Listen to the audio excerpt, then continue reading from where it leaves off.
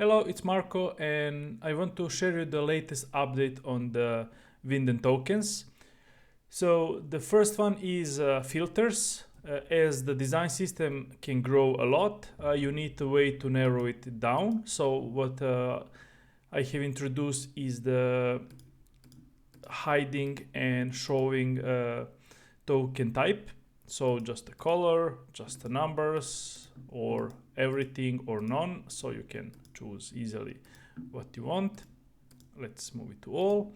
And then it's same for the collections. So you can now have option to disable the collection or show only the collection you need.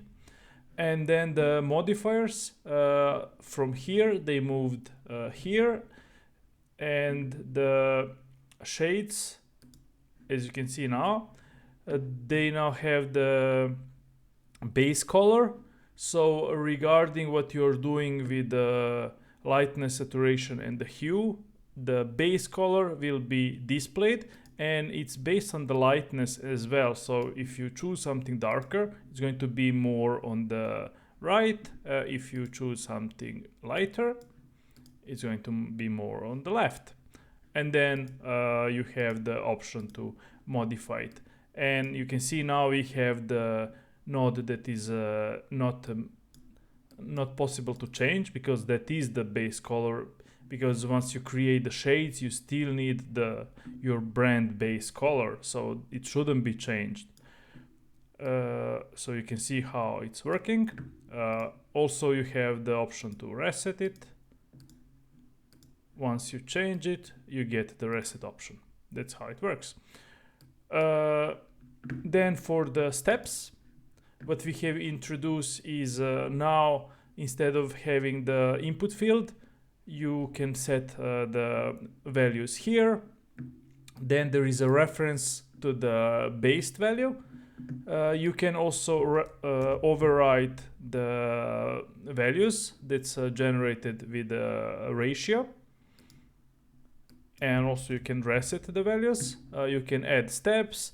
Also, you can now drag and drop to rearrange it. So for example, this is a base value. Everything above shrinks, below grows. And if I move it here, you can see that it's growing from here. If I move it here, everything is growing and it's changing right away. Perfect. I'm going to close it. Now the nodes also have a lot of changes. So just a second, let's do it like this. We now have a rearrange grid. I need to fix this one a little. Yeah.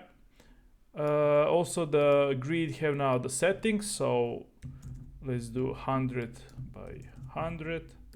Apply, rearrange grid. Also we can do 200, apply, rearrange grid, and you can see how it's changing the position. It's same for the numbers as well. And for the numbers, you can also click on the steps and update it from here, or you can do it from the table. In the nodes, you can also have the option to filter by the collection.